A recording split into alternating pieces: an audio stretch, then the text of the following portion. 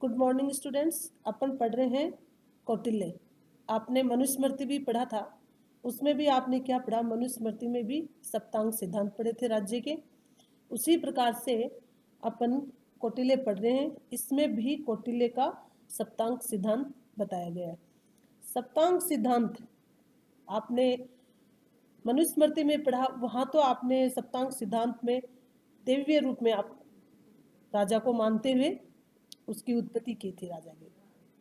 ठीक है कि राजा को देवता के समान, देवतुल्य, उनको आदर सम्मान देते हुए राज्य में राजा को दायित्व सौंपा जाएगा। ठीक है, यहाँ पे कौटिल्य में आप जो पढ़ रहे हो, कौटिल्य के अंदर बताया गया है कि सप्तांग, सप्तांग से ही आपको समझ में आ रहा है कि 7 अंगों से बना हुआ राज्य। जिस प्रकार से मनुष्य का जो शरीर है वो 7 अंगों से मिलकर के पूरा शरीर का निर्माण होता है, और यदि उस शरीर में से कोई भी अंग, हर अंग है वो महत्वपूर्ण है, और कोई भी अंग यदि खराब हो जाता है तो उस शरीर का संचालन करना बड़ा मुश्किल होता है। उसी प्रकार से कौटिल्य भी कहता है कि राज्य भी क्या है, एक मनुष्य के शरीर के जैसा बताया गया है, और उसी के अंदर 7 सिद्धांत दिए गए हैं, जिसमें स्वामी है, आमत्य है, कोश, मित्र, जनपद, स्वामी, आमत्य, जनपद, दुर्ग, कोश, दंड और मित्र, 7 अंग बताए गए हैं। इनमें से यदि कोई भी एक अंग खराब है या कोई भी एक व्यवस्था बिगाड़ता है राज्य की, तो वो निर्माण नहीं माना जाएगा। उससे क्या है कि राज्य में व्यवस्थाएं बिगड़ जाएगी। इसलिए मनुष्य को एक जिंदी जागती प्रतिमा देखते हुए उन्होंने, कौटिल्य ने वर्णन किया है कि मनुष्य के अंदर भी पूरी जो बॉडी है उसको कंट्रोल करने के लिए 7 अंगों का होना अति आवश्यक बताया है। यदि उनमें से कोई भी एक अंग खराब होता है तो उस मनुष्य का जीवन चलाना बड़ा मुश्किल होता है, वह अपनी व्यवस्थाएं आसानी से पूरी नहीं उपलब्ध कर सकता है। इसी तरह से राज्य के अंदर भी यदि कोई भी इस तरह का एक व्यक्ति, एक जो भी मतलब इनको दिया हुआ है ये सप्तांग सिद्धांत में होगा, तो उसमें क्या है, राज्य का निर्माण अच्छी तरह से नहीं हो पाएगा। इसलिए इनको सोच समझ के, उनकी गुणवत्ता देखते हुए हर तरीके से इन्होंने ये इस तरह से वर्णन किया है। इसके अंदर आपको सप्तांग सिद्धांत में जैसे अपन पढ़ रहे हैं वैसे ही आपको लिखना है। ऐसा नहीं है स्वामी लिख दिया फिर उसके बाद में आपने कोश लिख दिया फिर आपने मित्र लिख दिया, इस तरह से नहीं है। जो आपकी कंटिन्यूटी बनी हुई है, स्वामी है, फिर आमत्य है, फिर जनपद है, फिर दुर्ग है, फिर कोश है, और दंड है, मित्र है, यानी इस तरह से जो बना हुआ है उसी तरह से आपको लिखना है, जिस तरह से व्यक्ति के शरीर के अंगों के ऊपर सबसे सर्वोपरि किसको माना है? सिर को। सिर है, आंखें हैं, नाक है, कान है, हाथ है, पांव है, तो इस तरह से ही निर्माण हुआ। ऐसा नहीं है सिर है फिर सिर के बाद में तुरंत हाथ आ गए, ऐसा नहीं है ना। इसी तरह से ही कौटिल्य ने भी क्या किया है, मनुष्य को एक जिंदी जागती आत्मा को लेकर के वर्णन किया है कि जिस तरह से व्यक्ति का शरीर 7 अंगों से मिलकर के संपूर्ण शरीर का कार्य करता है, उसी तरह से 7 अंगों को मिला करके राज्य का भी निर्माण बताया गया है। तो सबसे पहले इसमें बताया है स्वामी जिसको बोलते हैं राजा, जो कैसा होगा, किस तरह का कार्य करेगा। ठीक है, राजा कैसा होना चाहिए ये बताया गया। कौटिल्य ने राज्य या स्वामी को राज्य का शीर्ष अंग माना है।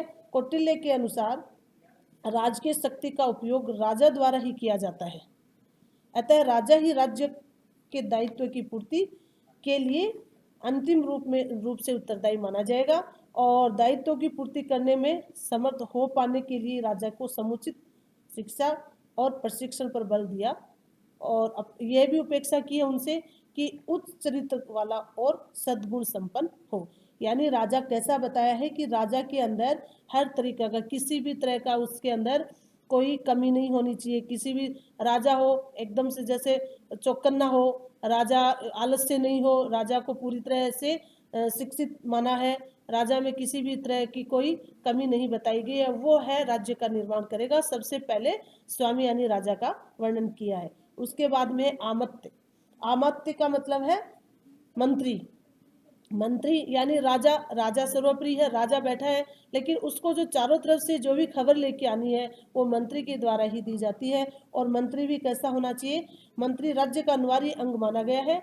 और ये भी कहा गया है कि मंत्री राज्य रूपी रथ के दूसरे पहिए की भांति ही बताया गया है।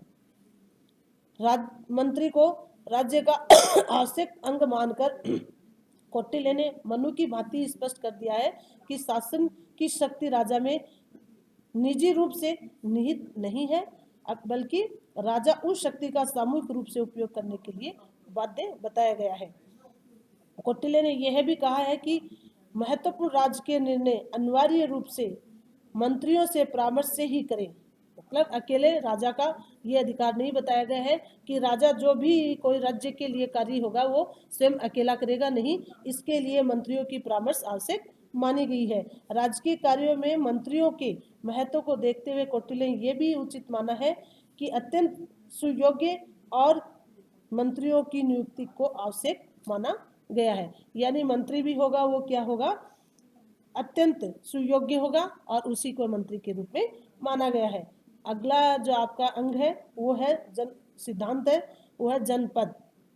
जनपद, जनपद का मतलब है कि राज्य, यानी राज्य कितना बड़ा हो, उसमें भूमि काफ़ी हो, जिससे व्यक्ति के लिए उपार्जन का साधन हो, जनसंख्या में भी वो काफ़ी बड़ा हो। जनपद शब्द में राज्य की सीमा और उनके अंतर्गत निवास करने वाली लोगों दोनों को ही सम्मिलित किया है, यानी किसको? सीमाओं को भी और उसमें रहने वाली जनसंख्याओं को भी। यह भी कहा है कि जनसंख्या अथवा भौगोलिक क्षेत्र की कोई भी सीमा निर्धारित नहीं की है। अर्थशास्त्र में कई प्रसंगों में जनपद शब्द को राज्य के प्रशासन के लिए भौगोलिक आधार पर संगठित एक इकाई के रूप में प्रयुक्त किया गया है। तो कौटिल्य ने जनपद की भूमि के उपजाऊ होने की आवश्यक माना है कि जनपद यानी भूमि है वो उपजाऊ होगी तो राजा को उसमें निवास करने वाली जनता के लिए किसी प्रकार की कोई परेशानी नहीं उठानी पड़ेगी, ताकि थोड़े परिश्रम में ही अत्यंत उत्पन्न किया यानी अनाज है वो अन्न उत्पन्न किया जाए और वो प्रजा के काम आए, जिसमें क्या हो? अधिक से अधिक सरोवर हो, नदियां हो, पर्वत और वनों में भी प्रचुर मात्रा में होना बताया गया है। यह भी श्रेष्ठ माना है। तो इसलिए यह भी कि राज्य स्थल और जल भाग से जुड़ा हुआ होना अति आवश्यक माना गया है। तो जनपद का मतलब यही है कि जनसंख्या अधिक हो, वहाँ की जो भूमि है वो उपजाऊ हो, जिससे क्या है राजा प्रजा की रक्षा अच्छी तरह से कर सके, किसी भी तरह से कोई उसमें ऐसा नहीं हो। जनपद रहने वाली जनता में देशभक्ति, परिश्रम, बुद्धिमान और पवित्र आचार व्यवहार की भी उपेक्षा की है कि जिस राज्य में जो जनता रहती है उसके अंदर ऐसा नहीं हो कि भाई वह अपने लिए ही करे, नहीं, उसमें देशभक्ति भी हो, वो कार्य करने में उसमें परिश्रम भी हो, बुद्धिमत्ता भी हो, ये सारा कार्य होगा, वही क्या है राज्य के अंदर राजा का सहयोग करेगा। अगला बताया गया है दुर्ग। दुर्ग का मतलब दुर्ग है कि चारों तरफ से उसको कौटिल्य ने दुर्ग को राज्य का एक आवश्यक अंग मानकर यह अपेक्षा की है कि वह अपनी सीमाओं को सुरक्षित रखने के लिए उपयुक्त दुर्ग का निर्माण करे। जो दुर्ग भी बताए गए हैं जैसे ओदक दुर्ग, ओदक दुर्ग का मतलब पानी से भरा हुआ सॉरी, पार्वत दुर्ग, ऐसा दुर्ग जो बड़े बड़े पत्थरों से बना हुआ हो, पर्वतों और कंदराओं से व्याप्त हो। धानवंत दुर्ग, ऐसा दुर्ग हो जो मैदान में बना हुआ हो और जल एवं घास से रहित हो। वन दुर्ग, ऐसा दुर्ग जो चारों ओर दलदल और वृक्षों व झाड़ियों आदि से घिरा हुआ हो, जिससे कि किसी भी प्रकार से कोई बाहर के शत्रु एकदम से आकर के आक्रमण राजा पे ना कर सके। अगला जो सप्तांग सिद्धांत का अंग है वो कोष। कोष बताया गया है धन। धन यदि जिस राजा के पास उचित मात्रा में होगा तो वह प्रजा की रक्षा आसानी से कर पाएगा, इसलिए कोष को भी बड़ा महत्वपूर्ण बताया गया है कि कौटिल्य ने कहा कि राजकीय कार्यों को संपन्न करने के लिए आवश्यक माना है, किसको माना है? कोष यानी धन को। कौटिल्य ने राजा से यह भी समुचित साधनों से अपने कोष में वृद्धि करने की अपेक्षा की गई है कि कोष संग्रह के कार्य को कौटिल्य ने व्यवस्थित ढंग से पूरा किए जाने पर बल दिया है कि इसके लिए उपयुक्त संख्या में क्या हो, विश्वास पात्र कर्मचारियों और अधिकारियों की नियुक्ति का सुझाव दिया है।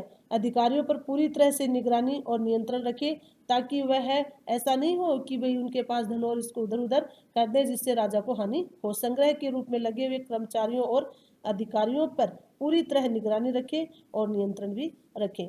तो इसलिए अगला जो आपने सप्तांग सिद्धांत में पढ़ा है वो कोष पढ़ा है। कोष का मतलब धन है।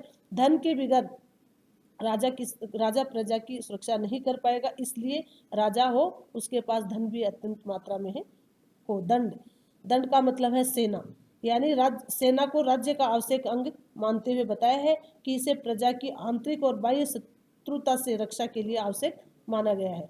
यानी भी किसी भी प्रकार से जनता के ऊपर कोई बाह्य आक्रमण का एकदम से उनके ऊपर कोई वो असर नहीं हो, इसलिए वह आंतरिक और बाह्य शत्रुओं से रक्षा के लिए आवश्यक माना है।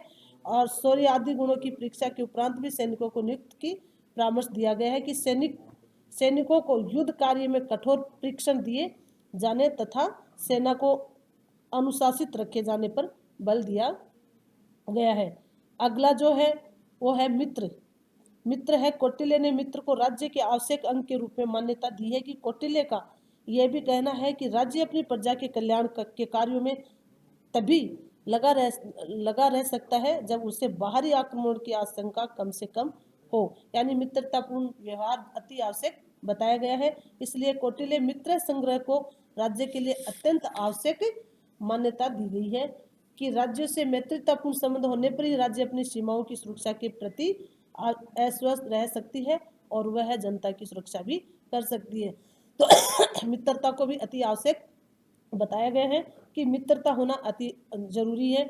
मित्रता के बगैर राजा अपनी जनता को मित्रतापूर्ण के व्यवहार से नहीं बांधेगी तो वह अपनी प्रजा की रक्षा नहीं कर पाएगी।